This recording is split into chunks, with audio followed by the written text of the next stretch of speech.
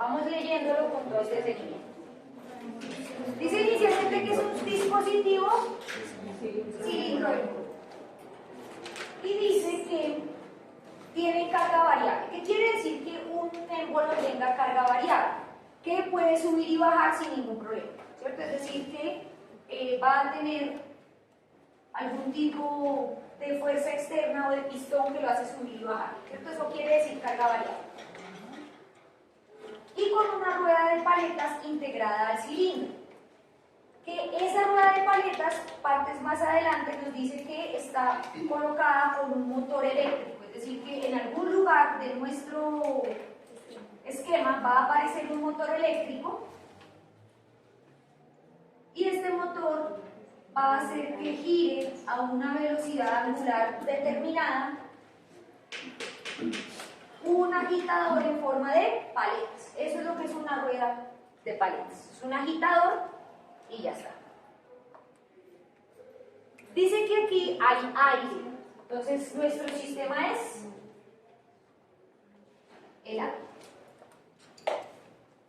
Dice que al principio esto está a 500 kilopascales y por otro lado dice que está a 27 grados Celsius. Entonces se hace girar la rueda de paletas. Entonces aquí ya empieza a trabajar nuestro motor y entonces esto le empieza a transferir energía al aire, es decir, que aquí vamos a tener una transferencia energética de este movimiento hacia el aire y me dice que es en forma de trabajo. Pero ojo, este trabajo que aparece ahí está en kilojoule por kilogramo. Recordemos que las formas que están dependientes de la masa, ¿cierto? O que están en función de la masa, son referenciadas con letras minúsculas y que las totales, entonces, son con letras mayúsculas. ¿Cómo nosotros sabemos cuándo corresponde a un trabajo de carácter específico o no? Por las propias unidades. El ejercicio nos dice que es 50 kilojoules por kilogramo, quiere decir automáticamente que nos están dando o nos están proporcionando un trabajo que es específico, por decirlo de alguna manera. Este trabajo que hacen este tipo de dispositivos es un trabajo de carácter mecánico que habitualmente se denomina trabajo flecha. Nosotros hasta ahora habíamos hablado solamente del trabajo que era de los resortes, el trabajo eléctrico, el trabajo de frontera móvil, ¿cierto? Pero de este no habíamos hablado, entonces digamos que por eso quise traer a colación este ejercicio. Dice que durante este proceso adicionalmente se transfiere calor. ¿Se le transfiere calor de dónde a dónde? ¿A quién se le transfiere el calor? ¿Al entorno o al aire? Al aire. Entonces, durante este proceso se le transfiere calor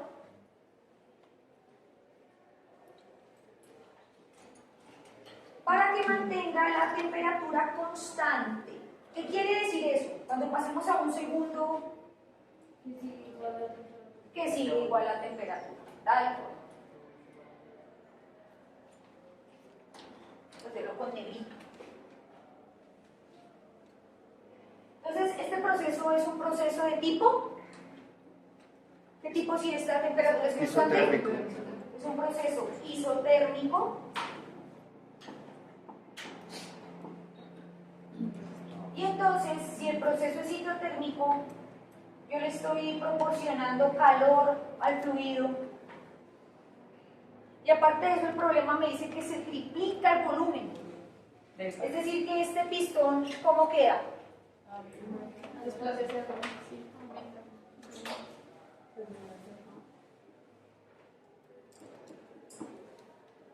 Sigue siendo aire.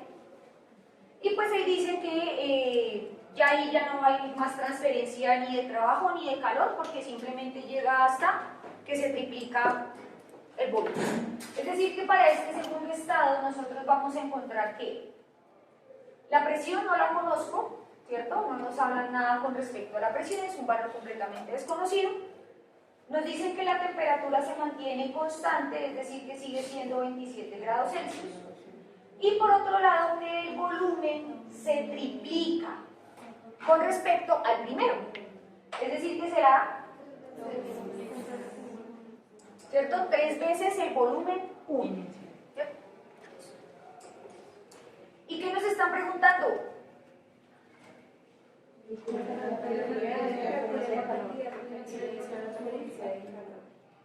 ¿En qué unidades? En kilojoule por kilogramo. ¿Quiere decir que nos están preguntando un calor total o un calor por unidad de masa? O sea que no nos están preguntando con mayúscula, nos están preguntando. Y esto es el interrogante de nuestra unidad. Y entonces este es el esquema. ¿Cierto? Aquí ¿qué ocurre? Un proceso de que de conversión o de expansión. Pregunten. Profe, una pregunta, ¿cómo uno sabe que es volumen de masa y no total? Por las unidades. Ok. Acuérdense que cuando nosotros estábamos hablando de la energía, nosotros tenemos dos formas de energía, ¿cierto? Una energía que es totalizada y que está en términos de kilojoule, ¿cierto? O de BTU. Y por otro lado, nosotros tenemos una energía que está, o que es en función de la masa, y entonces quiere decir que la energía total sobre la masa de mi sistema. Que nosotros hacíamos el ejemplo con la barra de chocolate, ¿se acuerdan? Sí. Que yo decía que una pastillita y toda la barra de chocolate, ¿quién proporcionaba más energía? Y que si la barrita de chocolate chiquitica por unidad de masa proporcionaba más o menos que la grande. Entonces, ¿sí nos acordamos o ya no nos acordamos? Sí. Listo. Entonces, así es como yo reconozco si me están preguntando Q mayúscula, W mayúscula, minúscula, en términos energéticos. Y recordemos que la energía, sin importar la forma de la energía, siempre tiene las mismas unidades. Unidades de energía con respecto a masa o unidades de energía si son totales. Para poder continuar con este ejercicio es importante establecer nuestras ecuaciones, ¿cierto? Ya sabemos lo que nos están preguntando. Lo primero que nosotros debemos establecer es el tipo de sistema termodinámico. El sistema termodinámico en este caso es, ¿y el aire qué es? Un gas ideal. Y entonces, al ser un gas ideal, ¿cuál es la ecuación de gases ideales que me correlaciona los datos que tengo allí? Presión, temperatura, volumen.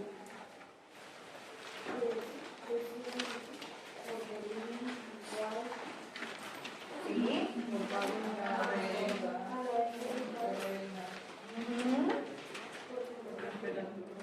Listo. Y esa será la ecuación que me va a permitir establecer parámetros por estado. Listo. Pero ¿será que si yo analizo la ecuación de gases ideales, yo puedo determinar diferentes parámetros? Entonces veamos para el siguiente término. Presión, ¿cierto? Y conozco ¿qué más de la ecuación de gases ideales? La constante del gas y...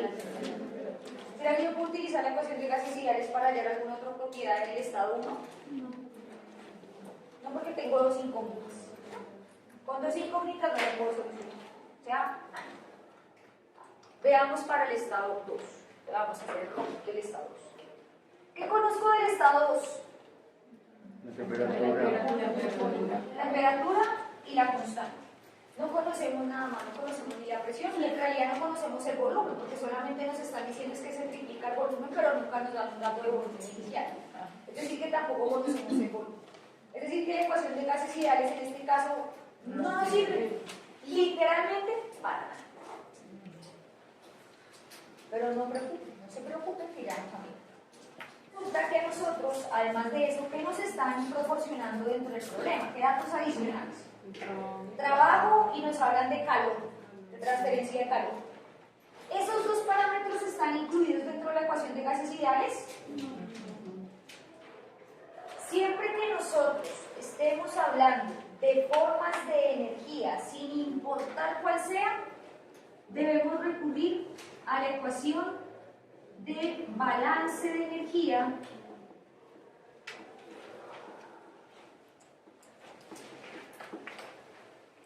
estoy en el bajo mundo como ecuación de primera ley.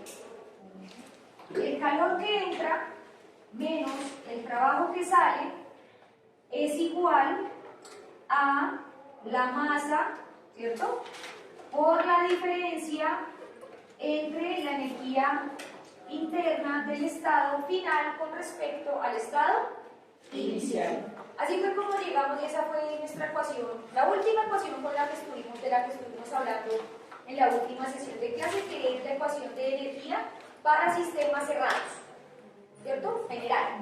Pues particularmente yo lo que estoy estableciendo es la transformación energética. Esa es la primera ley.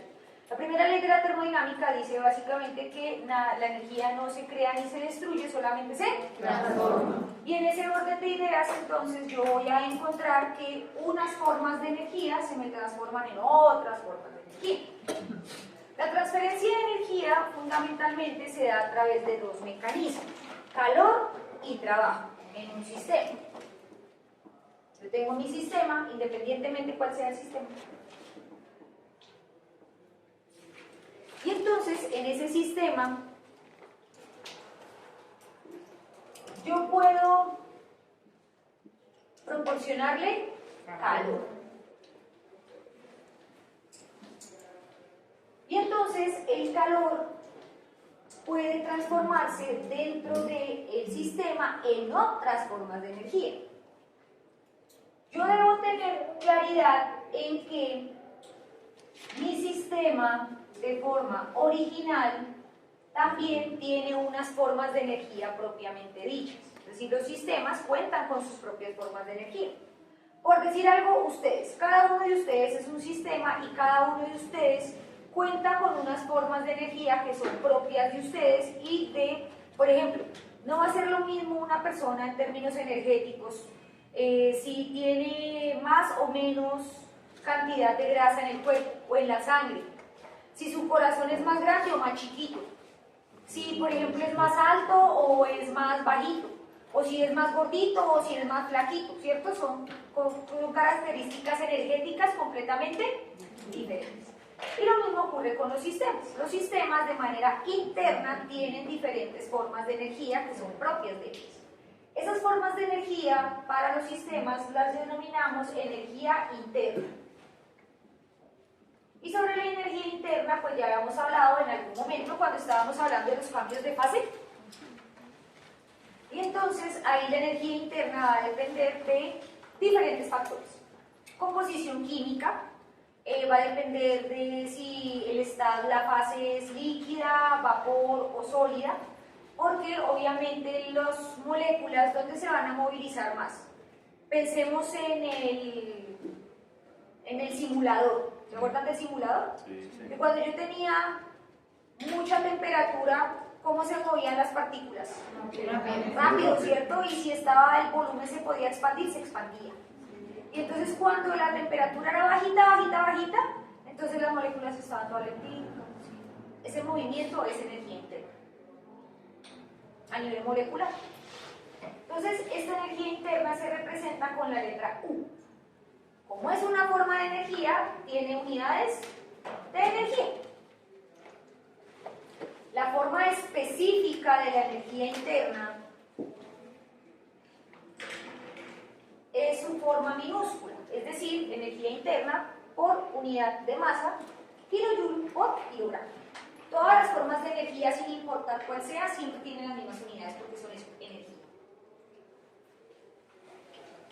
Entonces, después de meterle calor a esta vuelta, obviamente las características de la energía interna han de cambiar. Puede haber cambiado de fase, ¿cierto? Nuestro sistema. Y entonces voy a encontrar que después de aplicar una cantidad de calor, el delta de la energía del sistema va a estar dado por la diferencia entre las energías internas del sistema. Entonces es la totalidad, la energía del sistema, propiamente dicho. Pero resulta que yo, como le adicioné calor a esta belleza, ese calor que entra se tiene que transformar en algo. Entonces pensemos en un sistema de cilindro-pistón, que es donde mejor lo podemos ver. Y entonces si entra calor al sistema, ¿qué pasa con el pistón? Y entonces el sistema empieza a moverse más rápido, más rápido, más rápido. Se expande, ¿cierto? Entonces este empieza a empujar hacia arriba. Y en ese proceso de empujar hacia arriba, el fluido o el sistema le está generando un trabajo a mi pistón. Entonces, se va para afuera. Siempre que el sistema hace el trabajo es positivo. Y el calor cuando entra al sistema también es positivo. Entonces, el proceso de transferencia de calor y de trabajo es lo que se denomina los cambios energéticos en general, pero en términos de transferencia. Para que ocurra este cambio de energía en el sistema, solo se puede dar si yo le estoy transfiriendo otra forma de energía al sistema. Entonces, por eso, en el balance que aparece en el video, dice que la energía que entra al sistema menos la energía que sale del sistema es igual a los cambios en energía interna del sistema. Y entonces, en este caso, ¿qué entra? Calor. ¿Qué sale? ¿Y qué cambia? Y esa es la ecuación de primera ley para sistemas cerrados. Obviamente hay variaciones particulares, es decir, hay sistemas en los que entra calor pero no sale trabajo porque está rígido, ¿cierto? Por eso lo cambié a pistón para que podamos ver el trabajo. Existen diferentes formas de trabajo. Entonces tenemos un trabajo que está ligado al pistón. Entonces, trabajo que se llama de frontera móvil. Es decir, que el trabajo puede ser diferente. Hablamos también del trabajo eléctrico. Aquí entonces nos aparece esta nueva forma de trabajo que se llama trabajo de flecha. Y que casi siempre el trabajo de flecha está dado por un dispositivo que hace mover algo.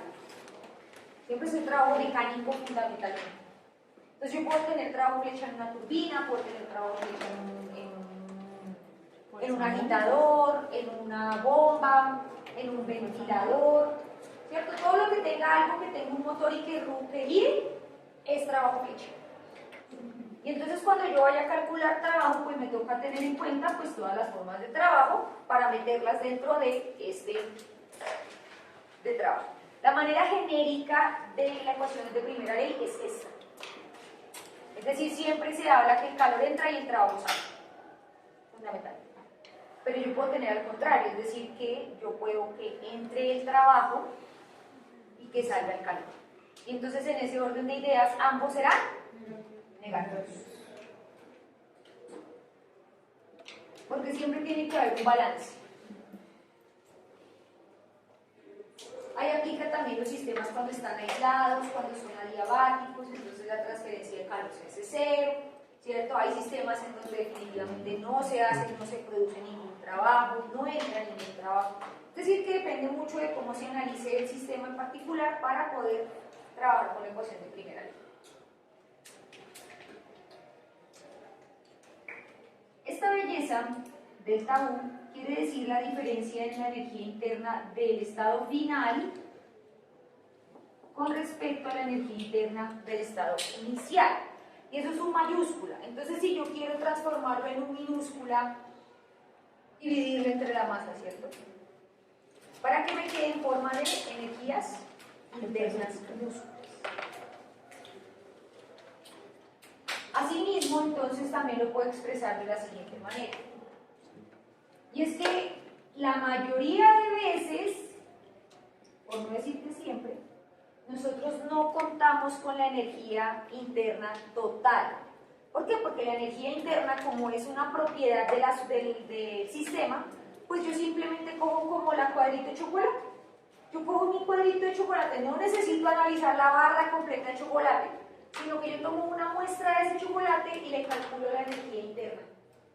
Entonces uno no calcula la energía interna total, sino que siempre calcula la energía interna por unidad de masa, en la fraccioncita, en la muestrita. Que es, por ejemplo, tal cual como aparecen las tablas nutricionales. Las tablas nutricionales tienen ese componente de energía por unidad de masa. Se llama calorías por porción.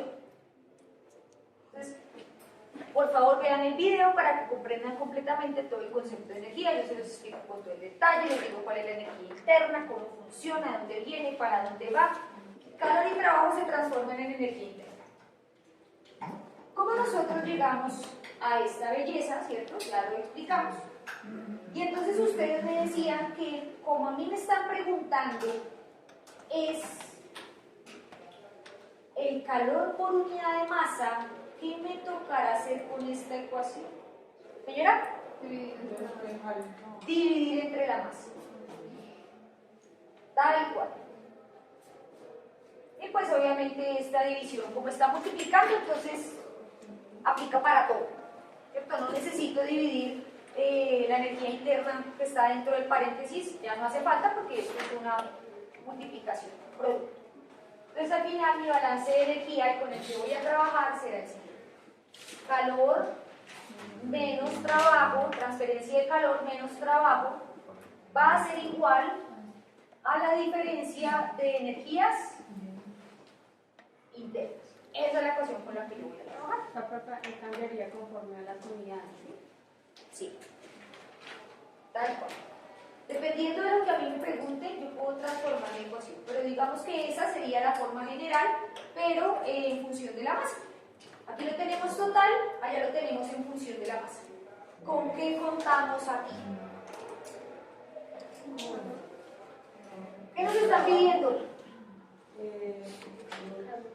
¿Qué nos están dando?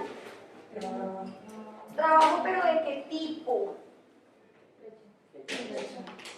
Y entonces en esta parte es indispensable también analizar en general qué otras formas. El calor siempre es calor.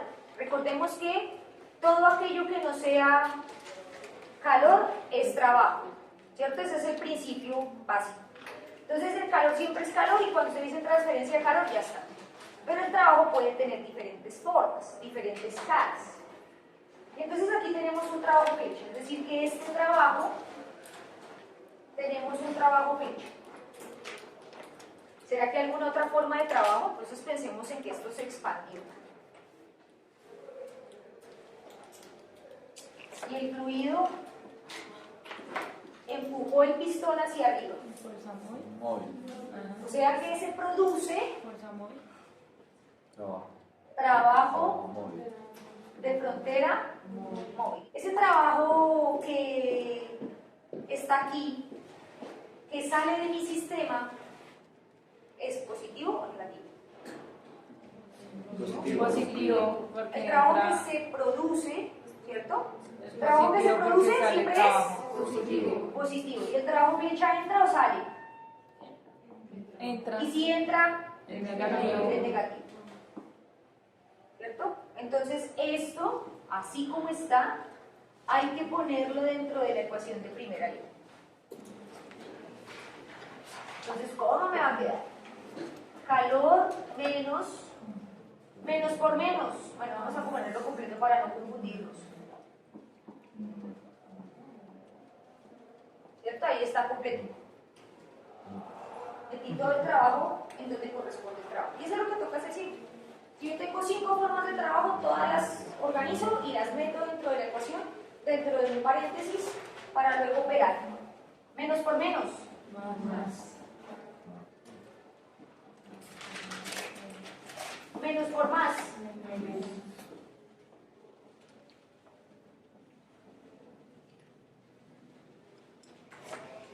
Entonces, acá hay muchas cosas que toca calcular.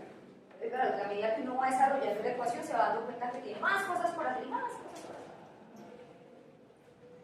Entonces, aquí tenemos que lo único que conocemos es este. No conocemos más. Pero el resto, excepto el calor, sí se puede calcular. De hecho, casi siempre el calor es el que se calcula. Y siempre que ustedes pidan calcular calor o transferencia de calor por unidad de masa, hay que utilizar la ecuación de primera ley.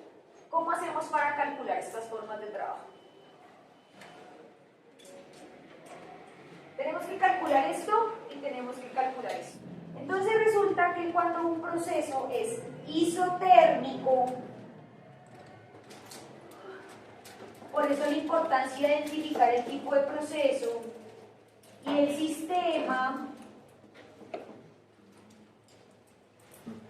el trabajo de frontera móvil es igual a... Así las cosas, ¿será que esta ecuación me sirve de manera puntual? ¿Qué toca hacer? ¿Esto es trabajo qué? ¿Total o por unidad de masa? O sea que me toca Unidad específica. Dividirlo por la masa. dividido entre la masa. ¿Cómo me va a quedar? Trabajo de frontera móvil por unidad de masa igual a todo esto dividido entre, o sea que me va a quedar sin la masa por la temperatura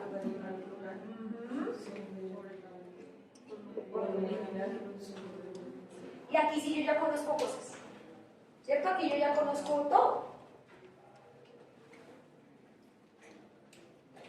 ¿Conozco la constante del gas? Sí. ¿Conozco la temperatura? Sí. ¿Conozco la relación entre el volumen final y el volumen inicial? Sí. De hecho, ¿cómo nos va a quedar?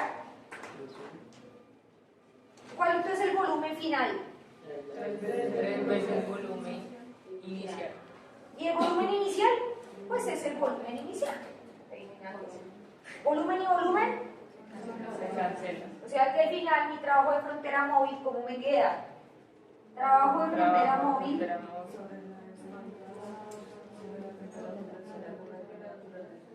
y ya. Entonces ya conozco el trabajo de frontera móvil, o sea que este check. Pero para cerrar, viene el tema de la energía interna. La energía interna o la diferencia de energía interna para sistemas de gas ideal se calcula a través de una cosa que se llama calor específico.